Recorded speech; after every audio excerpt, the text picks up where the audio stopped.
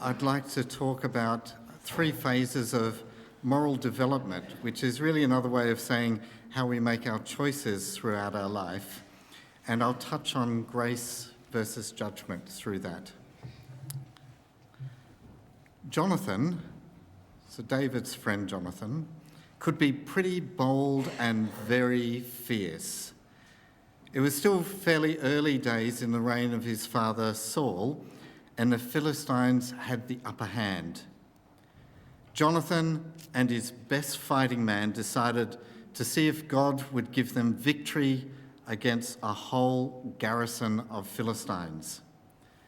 Back to back, they advanced on the garrison, swords flashing in the morning sun, fighting as one man with 4 arms. Putting the arrogance of the Philistines to death, the heroic battle took everyone by surprise, even King Saul, who soon joined the battle with his army. Hot, frantic work inspired Saul to stand up Hollywood style, with sword raised and dried blood across his chest. He wanted to inspire his troops with a rapid victory. "We shall not eat until our enemy has fallen. A quick battle is a good battle." But as the day wore on, the soldiers felt faint and tired and hungry, and they stumbled upon a forest of bees. There was honey literally dripping from the trees, but Saul's inspirational words were law: no food until the battle was won. But as we know, not for Jonathan. He had missed that inspirational scene in the blockbuster. He sensibly dipped his spear in the honeycomb, raised it to his mouth, and instantly, with that sugary goodness coursing through his veins, his eyes brightened, he stood up straight and was ready for more. When he understood the horror of the soldiers about his action, he brushed his father's words away as irrelevant and stupid. At the end of the battle, when a well-fed pack would have conquered much more, there was the reckoning. It was discovered that Jonathan disobeyed Saul's inspirational rule, and had it not been for the mob siding with Jonathan, a victory could have been marred even more by the execution of the hero. A rule cost Saul's army a greater victory. The same rule almost cost him his son, and arguably the devotion of the army if he had gone through with that execution. This was a rules-based set of events. It was a silly rule not to eat during a battle, but it typifies a rules-based approach. Now we know this was really the start of a renaissance, a golden era for Israel. Jonathan in his prime and really questioning whether every rule is valid or useful. David about to hit the scene with his odd mix of poetry and war. And in his poetry, we find many more questions about the role of rules in his life and in society. So if we look at Psalm 24.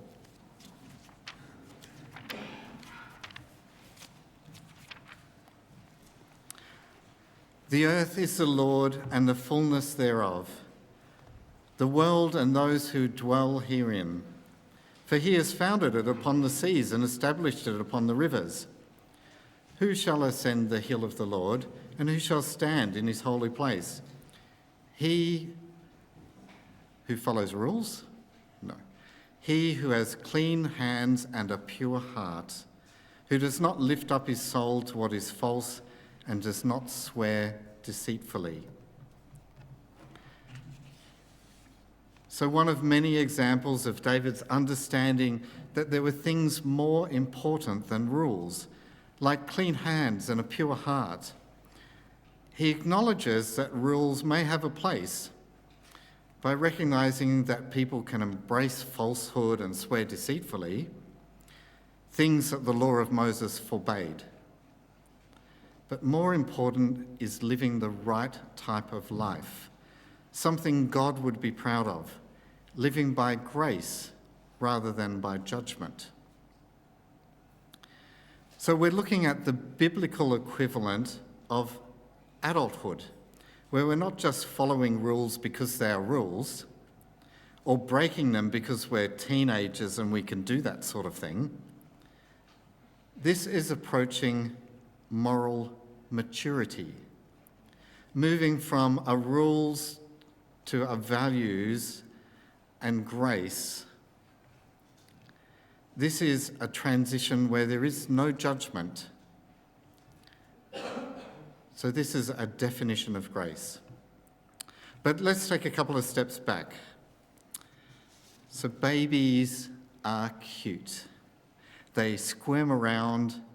They sometimes hit themselves in the face. They squawk, they poop, they dribble, they make a mess. They keep you awake half the night. They're exhausting. They take up loads of your time. One of our friends, when we both had young children, noticed that we looked completely spent, totally exhausted and a bit frazzled. Referring to looking after infants and children, he gave us sage advice.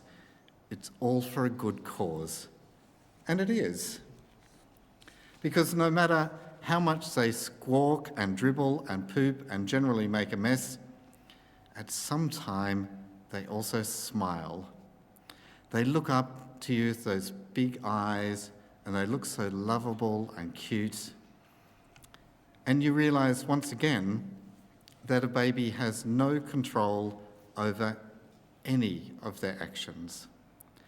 They are completely innocent and completely dependent. When we talk about innocence, we often think of a baby. Their cuteness is actually a secret weapon. They are specifically designed to make us feel accepting and kind and generous and loving. We are meant to be attracted and entranced by babies. There's a lot of research in this, and Disney has it worked out. A big head, big eyes, a small chin, every modern Disney princess fits that. It's the same proportions as a baby. So we're hardwired to find this attractive. We're more likely to be accepting of faults and problems. Even Jesus liked having children around him, and he held them and he loved them. The classic examples in Matthew chapter 19. Matthew 19, verse 13, the children were brought to him that he may lay their hands on them and pray. Or maybe Jesus gave them a cuddle. The disciples rebuked the people, but Jesus said, "Let the little children come to me, and do not hinder them, for to such belongs the kingdom of heaven." And he laid his hands on them and went away. And so our moral development starts. As babies, we are innocent. We are held. We are loved and blessed, and others look out for us. Our decisions are simple, almost binary, hungry or full, wet or dry, happy or sad. And Jesus tells us that that is our aim, to simplify.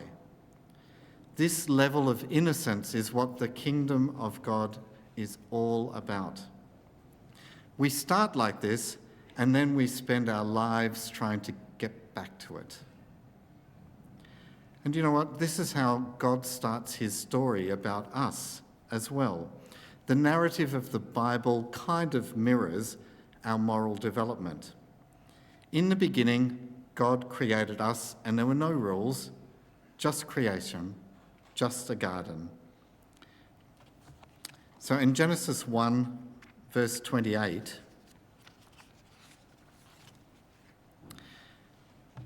and God blessed them, and God said to them, "Be fruitful and multiply and fill the heavens, fill the earth and subdue it, and have dominion over the fish of the sea and over the birds of the heavens and over every living thing that moves on the earth." And God said, "Behold, I have given every plant yielding seed that is on the face of all the earth, and every tree with its seed in fruit, and you shall have them as food. And to every beast of the earth, and to every bird of the heavens, and to everything that creeps on the earth, everything that has breath of life, I have given every green plant for food." And it was so. Our personal beginning is mirrored in the beginning of the story of the Bible. All is innocence. No rules, just gifts, no mistakes, just being part of nature, living in harmony with each other and the world around us. A true vision of the kingdom. So, of course, Jesus did not judge the little children and babies who were brought to him. These are innocent. The people who live outside societal rules and are loved for it. These are the people who are not yet encumbered with morality, trying to pick right from wrong, trying to get things right. And we all start like this, and it's okay. There are other times in our lives when we may have no idea what to do next. What is right and what is the moral decision? We are back to our native, infantile selves, and we need to leave it to God. Jesus, in these situations, says that these little children own the kingdom. Sometimes we flounder with moral decisions because we're out of our depth. But this is not judgment. This is grace. So the next broad phase of moral development are rules. After the age of innocence comes the age of rules. Quite a lot of the Bible is devoted to this phase of moral development. The law of Moses is the most obvious example. There are clear right and wrongs. One time, the whole congregation, was to line up on opposite sides of a valley to hear what good things would happen if they followed the rules, and on the other side, what bad things would happen if they break the rules. Laws and rules make it clear for everyone to follow. It's how we stay safe on the road.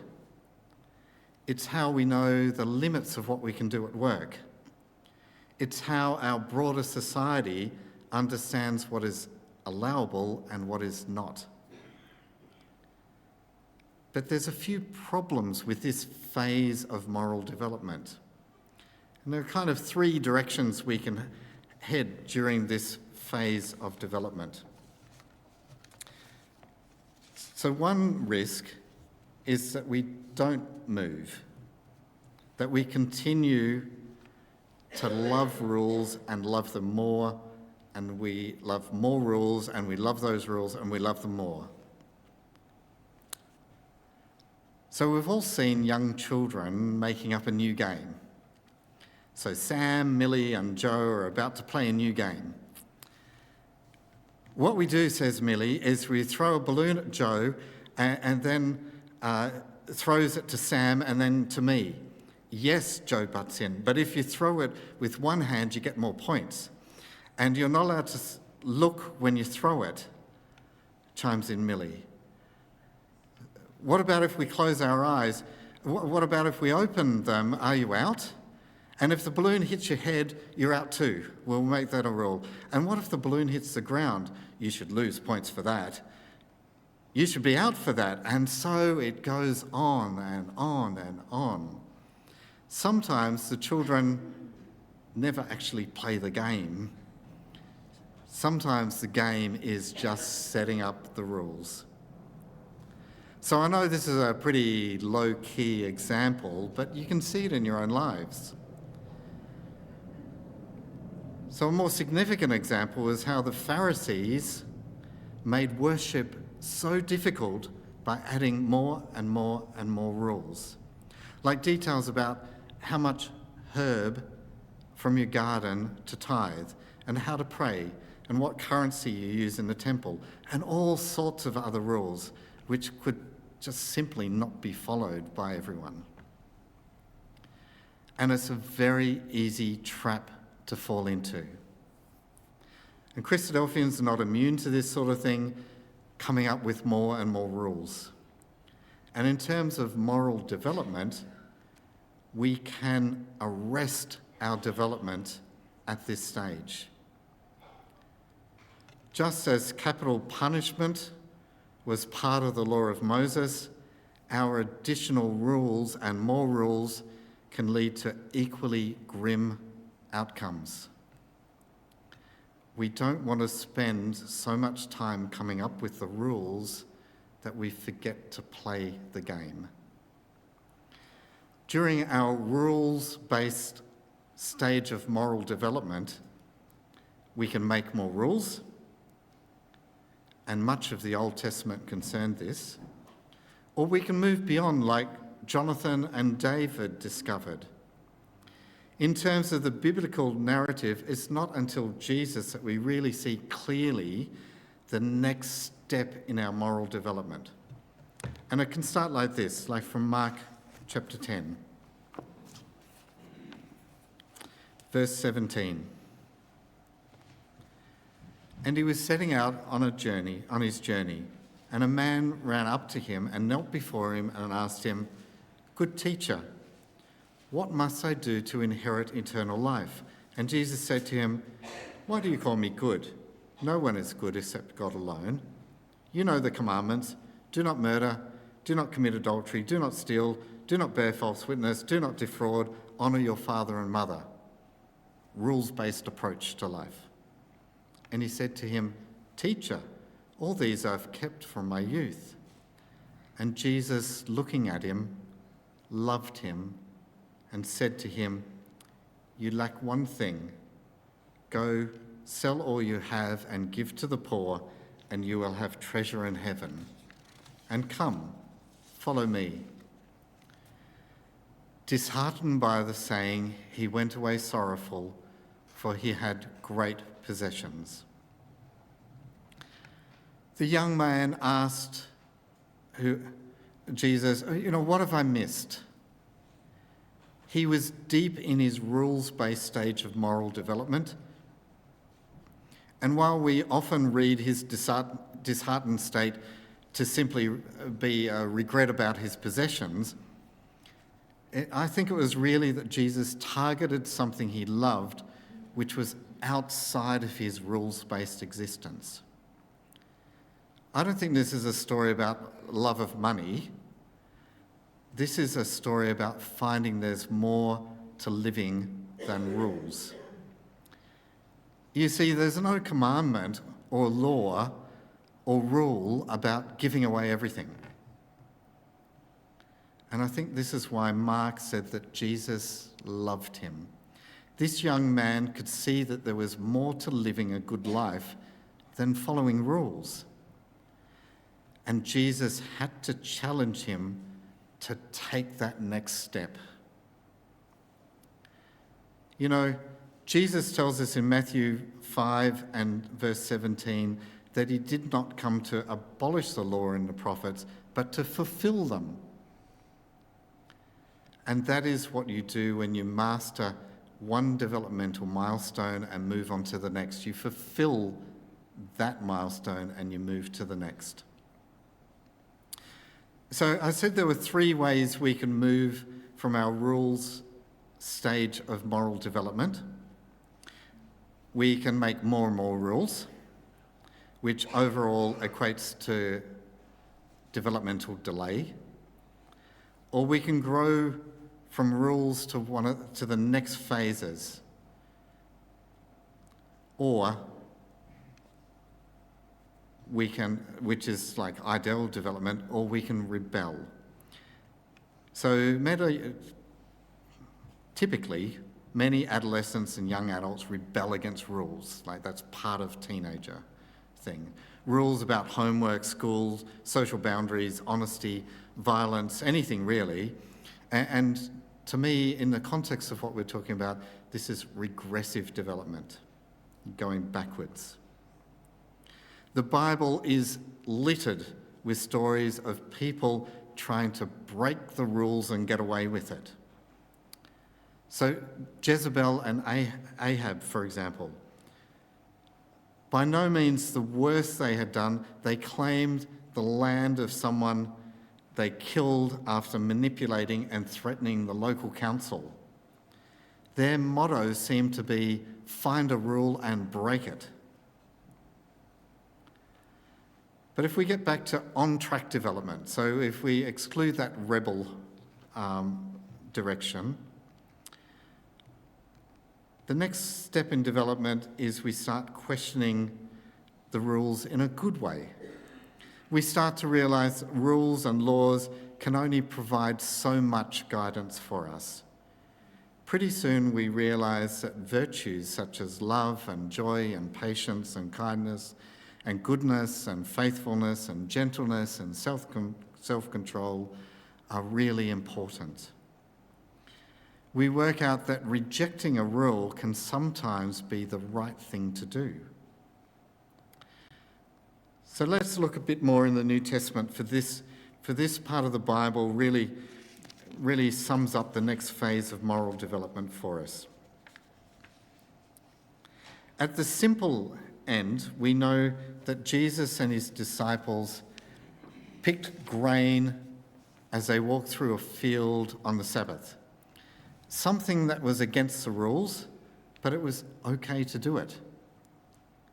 At a different level, we find Jesus breaking social norms by spending time with sex workers and fraudsters. And at a more complex level, we understand that Jesus judges no one. He said to the Pharisees in John chapter 8, verse 15, that you judge according to the flesh. I judge no one. So if Jesus judges no one, it must be because he's not acting under laws and rules. If he was acting under laws and rules, he'd have to judge, but he doesn't. So this is our next moral developmental milestone, to build on our understanding of rules and start focusing on living by virtues and by grace. There are so many places in the New Testament we could go to describe this next stage of our moral development. So let's just try a couple. First is in Romans, pretty much the whole book, but let's look at Romans chapter 8, verse 5. For those who live according to the flesh set their minds on things of the flesh. But those who live according to the Spirit set their minds on things of the Spirit. For to set the mind on the flesh is death, but to set the mind on the Spirit is life and peace. Paul is telling us about the importance of attitude in our moral life. While some of the discussions in Romans is quite complex, there are verses like this scattered through Romans to summarise the key points. Our attitude needs to be one of a life of life and of peace, because that is better than a constant focus on the rigidity of laws. And the other place to go, no surprise with today's reading, is the letters of John. The first letter of John is all about our moral development.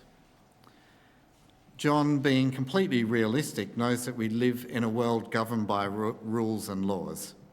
His message is not one of complete rejection of those. He does not advocate for anarchy. John builds from our rules developmental stage to our virtues-based moral understanding. So in 1 John 2 verse 3, he speaks of commandments. And by this we know that we have come to him if we keep his commandments. Then he clarifies this commandment in several places. So in chapter 3, verse 11, "For this is the message that you have heard from the beginning, that we should love one another." So the commandment is to love, not for rules. And we find ourselves fully morally mature, fully grown adults right here. We have been the innocent baby in the opening chapters of Genesis. We have been through our rules, milestones, developmental milestones, hopefully without falling too deeply in the trap of excessive rulemaking, and hopefully not rebelling so badly against the rules. We have then, like Jonathan and David, started to discover that some things at times are more important than the letter of the law. And if we have grown into our understanding that what really God wants from us, to place virtues over the letter of the law, and to understand that love can rule all our behaviours in our moral development. Because when we're at that level of development, fully governed by love, we become innocent again. And in a way, we become like God. 1 John 4, verse 7, "Beloved, let us love one another, for love is from God, and whoever loves has been born of God and knows God.